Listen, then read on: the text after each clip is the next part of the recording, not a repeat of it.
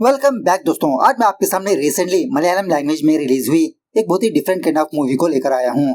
इसका नाम है रैंडम यामम। तो अब चलिए फटाफट से वीडियो को स्टार्ट कर लेते हैं। उससे पहले लुटा दो प्यार, फॉलो ऑन इंस्टाग्राम। कहानी की शुरुआत में ही एक छोटे से गांव को दिखाया जाता है और ऑफ कोर्स हर एक गांव के अपने अपने कल्चर होते हैं। सो हर साल इस गांव के लोग भी मंदिर के पास जमा होकर फेस्टिवल वगैरह करते रहते हैं। इसी गाँव में नंबूद्री और अवरचन नाम के दो बहुत बड़े पंडित होते हैं। गाँव में जो भी समस्या आती है गाँव वाले इस नंबूद्री के पास जाकर उसका हल पूछते रहते हैं, क्योंकि नंबूद्री की फैमिली काफी सालों से अपने गांव के मंदिर में जाकर पूजा पाठ करते रहते हैं। वह अवरचन नंबूद्री से थोड़ा सा जलते रहता है, क्योंकि लोग हल पूछने के लिए इसके पास नहीं जाते, सिर्फ नंबूद्री के पास ही जाते हैं। फिलहाल भी गांव के छोटे पंडित इस नंबूद्री के पास आकर फेस्टिवल के बारे में पूछताछ करने लगते हैं कि किस डेट को फेस्टिवल रखें। खैर फेस्टिवल के कुछ दिन पहले ही नंबूद्री की बीवी दो बच्चों को जन्म देती है। नंबूद्री ने ऑलरेडी अपने बच्चों के बारे में फ्यूचर देखा था। इसके पास माधवन नाम का एक बंदा काम करते रहता है। मेरे राशिफल के हिसाब से मेरा पहला बेटा ही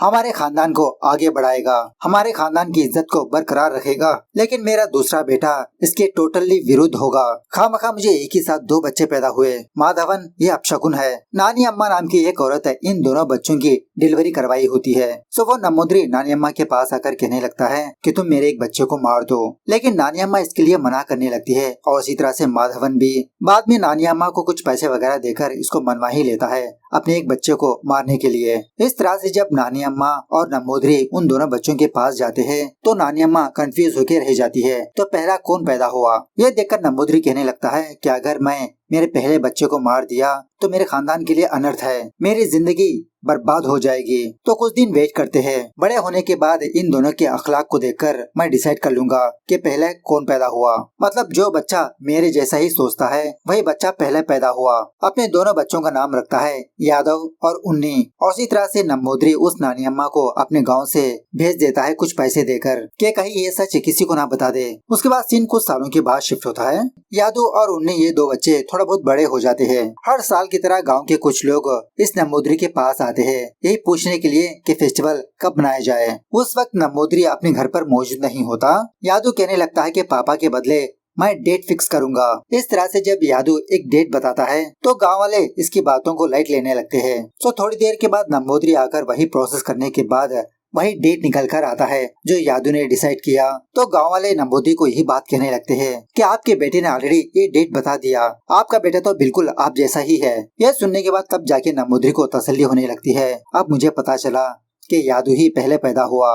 तो उसके बाद से नंबूद्री यादव को ज्यादा प्रेफरेंस देते हुए उन्नी को साइड में रखते रहता है, मतलब उससे ज्यादा प्यार नहीं करता। उसके बाद सीन और कुछ सालों के बाद शिफ्ट होता है। उन्नी और यादव काफी सारे बड़े हो चुके होते हैं। ये दोनों इतने बड़े होने के बावजूद भी नंबूद्री हमेशा उन्नी को डांटते रहता है छोटी सी छोटी बात को लेकर। लेकिन नंबूद्री की बीवी अपने दोनों बच्चों को इक्वल नजरिए से देखती है, दोनों को अच्छे से प्यार करती रहती है। नंबूद्री का यही मानना होता है कि ये उन्नी इसके खानदान का नाम बदनाम करेगा। एक दिन गांव में फेस्टिवल होने की वजह से सारे गांव वाले नंबूद्री के घर पर आकर अच्छे से तैयारियां करते रहते हैं। हाथी को भी लाकर अच्छे से सजाने लगते हैं। अब स्पेशली वो हाथी यादव को लाइक नहीं करती, उन्नी को ही लाइक करती रहती है। नंबूद्री यादव को ही आगे रखकर सारे पूजा के काम करवाते रहता है। उन्नी को डांट डपट कर पीछे करते रहता है। उन्नी बेचारा हमेशा दुखी रहता है कि पापा क्यों मुझे लाइक नहीं करते, क्यों मुझे कोई भी काम करने नहीं देते। दूसरे सीन में रानी नाम की एक लड़की को दिखाया जाता है जो अपने गांव में टॉयज बेचने का काम करती है। गांव के काफी सारे बंदे इस रानी के पास आकर फ्लर्टिंग करते रहते हैं। खैर अब उन्नी के बारे में बात करें तो उन्नी अच्छी सी डिग्री हासिल की होती है। इसको शहर पर जाकर जॉब करने की इच्छा होती है। यही बात उन्नी अपने फादर के पास जाकर बताने पर नंबूद्री टोटली मना करने लगता है। अरे चुपचाप हमारे गांव में रहकर छोटे मोटे काम करो। इस तरह से डीमोटिवेट करने लगता है। उन्हें बेचारा दुखी होने लगता है कि पापा हमेशा मेरी डिसीजन को वैल्यू ही नहीं देते। यादव उन्नी के पास आकर समझाने लगता है, अरे उन्नी पापा हम दोनों से बहुत ही अच्छे से प्यार करते हैं, तुम्हारी भलाई के लिए ही शहर जाने पर मना किया। यहाँ पर इस गाँव में हमारा बहुत कुछ है, तुम शहर क्यों जाना चाहते हो। दूसरे सीन में सोफिया नाम की एक लड़की शहर से इस गांव पर आती है। एक्चुअली सोफिया का बचपन इसी गांव में गुजरा था। बड़ी होने के बाद आगे की पढ़ाई के लिए दूसरे शहर पर चली गई। अब अपनी रिसर्च के लिए वापस अपने गांव आई। सोफिया और उसकी फैमिली मेंबर्स क्रिश्चियंस होते हैं। सोफिया का फादर सोफिया को सारा गाँव घुमाने लगता है। पहले ये दोनों चच जाते हैं, उसके बाद सोफिया का फादर सोफिया को लेकर नंबूद्री के घर पर आता है। मतलब सोफिया का फादर और नंबूद्री एक दूसरे को जानते होते हैं सोफिया का फादर कहने लगता है कि मेरी बेटी सोफिया है, रिसर्च के लिए हमारे गांव पर आई है, हमारे गांव के कल्चर के बारे में थोड़ा रिसर्च करना चाहती है। नंबूदरी कहने लगता है कि अरे ये तो बहुत ही अच्छी बात है, हमारे गांव के बारे में, हमारे गांव के कल्चर के बारे में 10 लोगों को और पता चलेगा तो बेहतर होगा। इस तरह से सोफिया को अप्रिशिएट भी करने लगता है। तभी सोफिया को घंटी की आवाज सुनाई देती है। सोफिया कहने लगती है कि अंकल, क्या मैं भी उस पूजा को देख सकती हूँ? सोफिया का फादर कहने लगता है नहीं बेटा, तुम उस पूजा को नहीं देख सकती, पूजा सिर्फ इसी खानदान वाले करते हैं। नंबूदरी की बीवी भी यही कहने लगती है कि बेटा लड़कियाँ पूजा में शामिल नहीं होती। लेकिन नंबूदरी हल्के से मुस्कुराते हुए सोफिया से कहने लगता है कि अंदर मेरा बेटा यादव पूजा कर रहा है, तुम उसको बिना डिस्टर्ब किए बस दूर से देखती रहो। सो बाद में माधवन सोफिया को लेकर उस पूजा रूम पर जाता है। सोफिया से कहने लगता है कि बस खामोशी के साथ देखती रहो। सोफिया अंदर देखने पर शॉक में रह जाती है। मतलब पूजा रूम में यादव किसी लड़की के सामने बैठा होता है, इसके साथ कुछ रिचुअल्स करते रहता है। इस पूजा के प्रोसेस में यादव उस लड़की को इधर उधर टच करते रहता है। सो ये चीज सोफिया को थोड़ा अनकंफर्टेबल लगती है कि ये यादव कैसी पूजा कर रहा है। खैर उसके बाद सोफिया और उसका फादर वापस अपने पुराने घर पर आते हैं। दूसरे दिन वो यादव एक राजा की तरह गेटअप पहनकर घोड़ा गाड़ी में अपने गांव में सवार होने लगता है। एक्चुअली हर महीना यादव ऐसा घोड़ा गाड़ी में सवार होकर अपने गांव की पहाड़ वाली मंदिर के पास आकर दीप जलाता है। इस मंदिर पर सिर्फ यादव के खानदान वाले ही आते हैं और कोई नहीं। बस यादव के साथ साथ मनियन नाम का एक बंदा होता है इसकी हेल्प के लिए। उस मंदिर में पूजा करने के बाद यादव वापस अपने घर पर आ जाता है। ये चीज सोफिया को बहुत ही इंटरेस्टिंग सी लगती है। दूसरे दिन सोफिया अपने घर के बाहर काफी सारे शोर शराबे को सुनती है। जब बाहर जाकर देखती है तो गाँव के कुछ लोग एक बैल को कंट्रोल करने की कोशिश करते रहते हैं। उसी वक्त उन्नी इस बैल के पास आकर बहुत ही प्यार से समझाकर कंट्रोल करता है। सोफिया अपनी माँ से पूछने पर पता चलता है कि ये उन्नी उसी नंबूदरी का दूसरा बेटा है। बहुत ही इम्प्रेस हो जाती है। उसके बाद वो मनियन दोबारा रानी के पास आकर हल्के से फ्लर्टिंग करते रहता है। उसी वक्त सोफिया और उसकी माँ वहाँ से गुजरते हुए इस रानी के पास आकर इसके बारे में पूछते हुए इसकी भी कुछ फोटोज वगैरह क्लिक करती रहती है। मनियन से कहने लगती है कि कल यादव जिस मंदिर पर गया मुझे उस मंदिर के पास ले चलो ना, वहाँ पर कुछ फोटोज क्लिक करनी है मुझे। मनियन पहले तो थोड़ा हिचकिचाने लगता है कि मैडम वहाँ पर दूसरे लोग नहीं जा सकते। अब उसी वक्त वहाँ पर उन्नी मनियन से कहने लगता है कि तुमको पापा बुला रहे हैं और वैसे प्रॉब्लम क्या है। मनियन कहने लगता है कि सोफिया मैडम को वो पहाड़ वाली मंदिर देखनी है। उन्नी कहने लगता है ठीक है, तुम पापा के पास जाओ, मैं इनको बुला ले जाऊंगा। अब सोफिया भी उन्नी के साथ वहाँ पर जाने के लिए रेडी हो जाती है।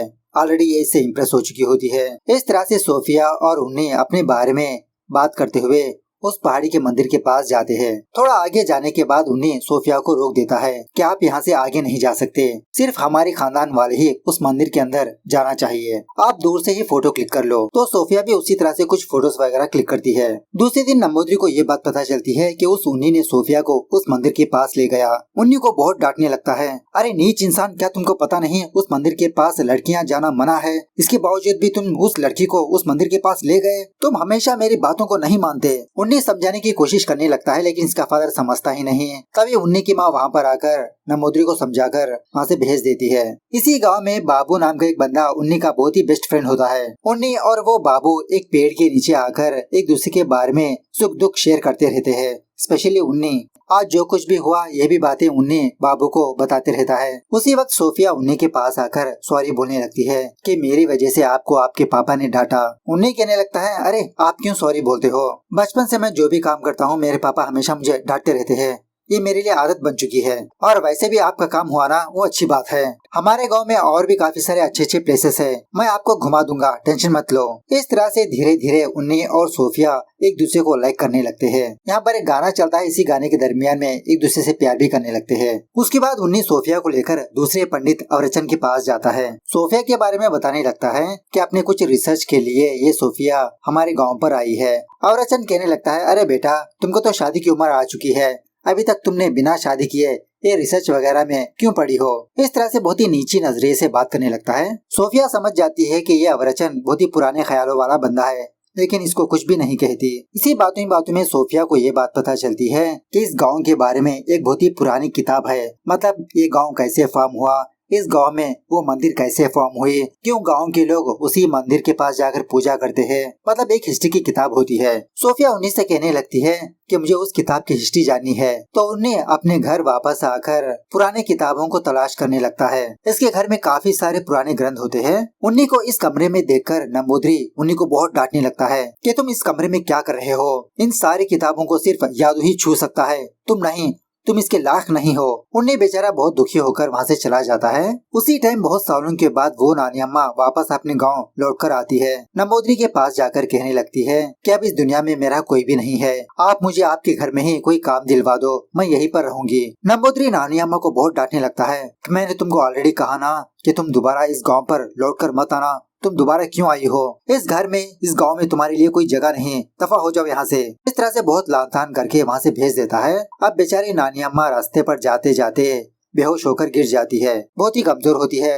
और उसी रास्ते से सोफिया अपनी कार से गुजरते हुए नानी अम्मा को देखकर उसको अपने घर वापस ले जाती है। नानी अम्मा सोफिया और उसकी माँ से अपने बारे में बताने लगती है कि काफी सालों पहले मैं इसी गांव में रहा करती थी, लेकिन कुछ कारणों की वजह से मैं इस गांव से चली गई। सोफिया कहने लगती है कि नानी अम्मा वैसे भी हमारे घर में एक वर्कर की जरूरत है, आप ही हमारे घर में रह लो। इस तरह से अपने घर में पनाह देती है इस नानी अम्मा को। उसके बाद सोफिया नानी अम्मा को उन्हीं के पास ले जाती है। कहने लगती है कि गेस करो ये कौन है। अरे इसी नानी अम्मा ने तुम्हारी माँ की डिलीवरी करवाई। उन्हें नानी अम्मा को देखकर बहुत खुश होने लगता है कि मेरी माँ हमेशा आपके बारे में बताती रहती है, और वैसे आप हमारे घर पर क्यों नहीं आई रहने के लिए। अब नानी अम्मा जो हुआ वो बताती है।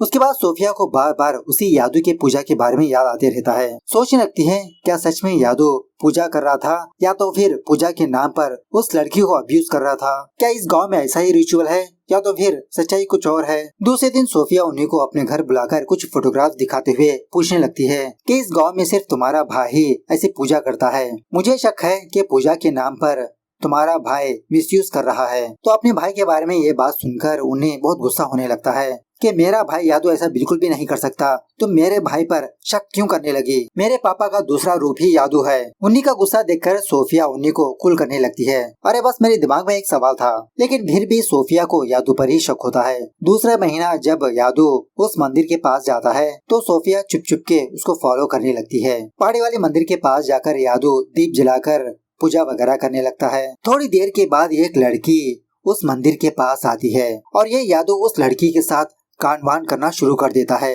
ये देखकर सोफिया शॉक में रह जाती है कि इस जगह पर लड़कियां अलाउ नहीं है, तो ये लड़की कैसे आई। शॉकिंगली वो लड़की और कोई नहीं, वो रानी होती है, टॉयज बेचने वाली। ये देखकर सोफिया को दोबारा बहुत बड़ा झटका लगता है कि पूजा के नाम पर यादू ये सब कुछ कर रहा है। दूसरी तरफ जब नंबूदरी अपनी किताबों के रूम में जाकर एक किताब को सर्च कर रहा होता है तो वो किताब इसको नजर ही नहीं आती। तो फटाफट से उन्हीं को बुलाकर डांटने लगता है। नंबूदरी यही सोचने लगता है कि उस किताब को उन्हीं ने ही निकाला होगा। एक्चुअली उस किताब को यादू ने लिया था, लेकिन ये बात अपने पापा को नहीं बताई। अब उन्हें अपने पापा से कहने लगता है कि पापा मैंने किसी भी किताब को नहीं छुआ, लेकिन नंबूदरी इसकी बातों पर यकीन नहीं करता। थोड़ी देर के बाद यादू उन्हीं के पास आकर कहने लगता है कि सॉरी यार, मैंने उस कमरे में की किताब लिया, सोचा था कि मैं बाद में रख दूंगा, मेरी वजह से तुम्हें डांट पड़ी, इस बार थोड़ा एडजस्ट कर लो यार। यादू की हरकत देखकर माधवन को यह बात पता लग जाती है कि यादू ही दूसरा लड़का है और उन्हीं पहले पैदा हुआ। शायद आगे जाकर यादू की वजह से इस खानदान को बुरा नाम आ सकता है। उन्हें सोफिया के पास जाकर जो हुआ वो सारी बात बताकर बहुत दुखी होते रहता है। सोफिया इसको संभालने लगती है। खैर दूसरे दिन सुबह सवेरे जब सोफिया जॉगिंग कर रही होती है, उसी वक्त यादू सोफिया के सामने आकर कहने लगता है, अरे लड़की, तुम इस गांव पर आई थी रिसर्च करने के लिए, वो काम करके चले जाओ ना, सुना है कि तुम मेरे बारे में कुछ पता करना चाहती हो। पहले तो सोफिया मुस्कुराते हुए कहने लगती है कि मेरे रिसर्च में तुम मेन बंदे हो, क्योंकि तुम एक बहुत बड़े पुजारी हो, तुम्हारे बारे में तो जानना होगा। यादू हल्के से वार्न करने लगता है कि तुम्हारी रिसर्च गांव तक ही रखो, मेरे तक मत आओ, मेरे कामों में दखलंदाजी मत करो। सोफिया भी कहने लगती है, हाँ हाँ मुझे पता है कि तुम कौन से पूजा पाठ करते हो, जल्दी गाँव वालों को पता लगेगा। इस तरह से वहाँ से चली जाती है। दूसरे दिन सोफिया के घर पर सोफिया के फादर के फ्रेंड के फैमिली मेंबर्स आते हैं। उस बंदे का एक लड़का होता है। सोफिया का फादर सोफिया को बुलाकर कहने लगता है कि मैं तुम्हारी शादी उस लड़के से तय करना चाहता हूँ।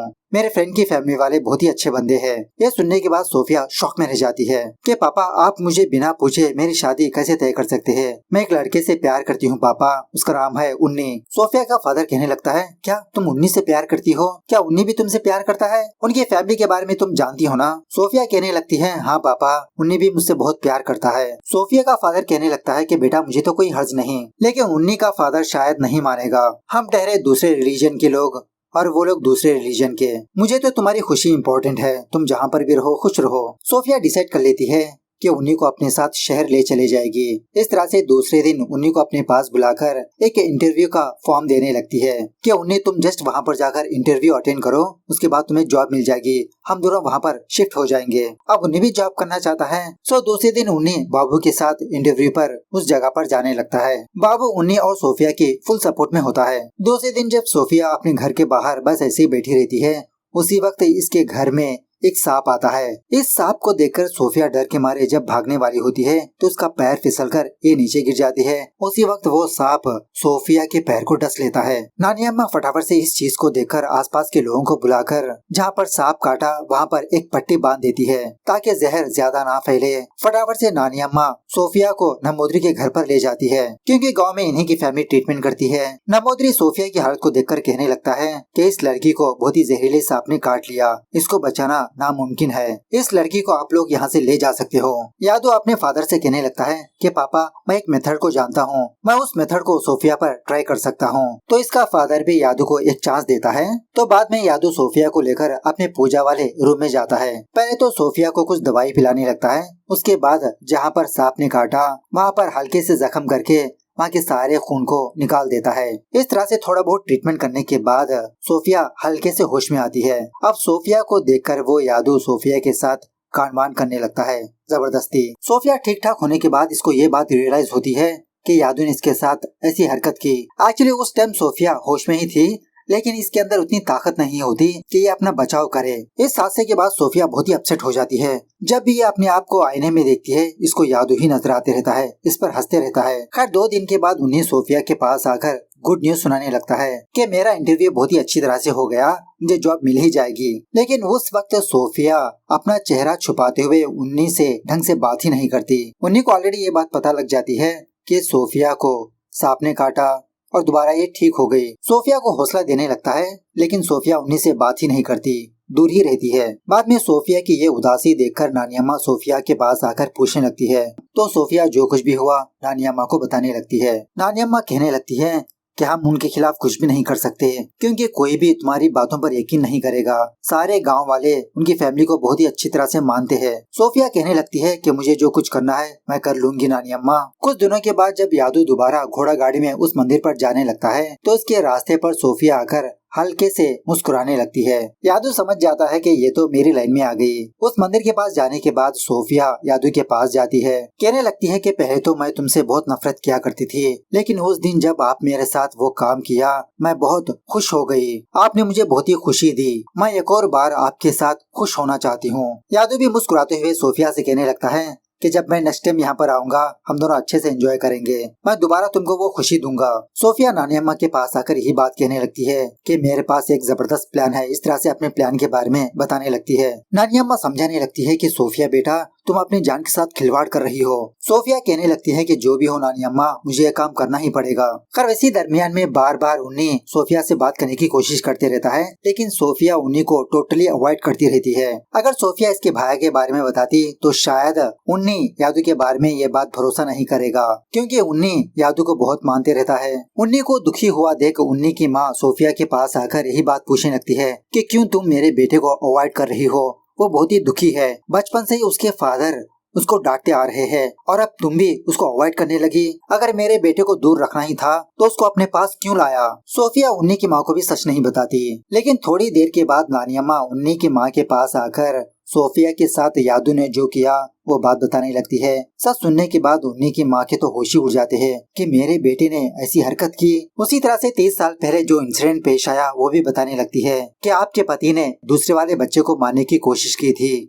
मैं ये बात ना बताऊं इसीलिए आपके पति ने मुझे गांव से भेज दिया। यह सुनने के बाद नंबूदरी की वाइफ बहुत ही गुस्से में आकर वापस अपने घर पर आकर अपने हस्बैंड से इसी के बारे में पूछने लगती है कि आप हमारे दोनों बच्चों में से एक बच्चे को मारना चाहते थे। आप जिस बेटे को अपने सर पर बिठा के रखे हो, क्या उसके कारनामों के बारे में आपको पता है? सोफिया की जिंदगी को बर्बाद कर दिया उसने। सिर्फ सोफिया की नहीं बल्कि काफी सारी लड़कियों की भी। यादू के बारे में सच जानने के बाद नंबूदरी भी शौक में रह जाता है। बहुत ही दुखी होकर वहीं पर बैठ जाता है। समझ जाता है कि जिसका मतलब यादू ही वो दूसरा लड़का है, मुन्नी पहला लड़का। अब नंबूदरी ये बात किसको बताएगा? इसकी घर की इज्जत ही चली जाएगी। कुछ दिनों के बाद यादू दोबारा उस पहाड़ वाले मंदिर के पास जाता है दीप जलाने के लिए। यादू से पहले सोफिया अच्छे से रेडी शेडी होकर वहाँ पर पहुँच चुकी होती है। यादू मंदिर में दीप जलाकर पूजा पाठ करने के बाद सोफिया के पास आकर रोमांस करने की कोशिश करते रहता है। अब इसी रोमांस के दरमियान में सोफिया यादू की आंखों में मिर्ची का पाउडर डाल देती है। यादू इसकी हरकत जानकर सोफिया को बहुत मारने पीटने लगता है। इस तरह से इन दोनों के बीच जबरदस्त तरीके से फाइट होने लगती है। सोफिया यही कहने लगती है कि तुमने मेरी जिंदगी बर्बाद कर दी, आगे जाकर किसी और लड़की की जिंदगी बर्बाद होने नहीं दूंगी। बहुत ही लंबी फाइट होने के बाद सोफिया फाइनली यादू को उसी पहाड़ी से नीचे गिरा देती है। वहीं नीचे गांव के सारे लोग फेस्टिवल मना रहे होते हैं। यादव उतने ऊपर से नीचे गिरते ही मर जाता है और ये चीज नंबूदरी देखकर बहुत दुखी होने लगता है। यही सोचने लगता है कि काश मैं यादू को उसके बचपन में ही मार देता तो आज मुझे ये दिन देखना नहीं पड़ता। नंबूदरी समझ जाता है कि यादू को किसने धक्का दिया। यादू को मारने के बाद तब जाके सोफिया का गुस्सा ठंडा होता है। उसी वक्त उन्हीं सोफिया के पास आकर इसको संभालने लगता है। इस तरह से फाइनली ये मूवी यहाँ पर दी एंड होती है। तो मूवी कैसे लगी कमेंट करके बताना जरूर। मिलता है अगली वीडियो में, तब तक take care, bye bye, see you soon.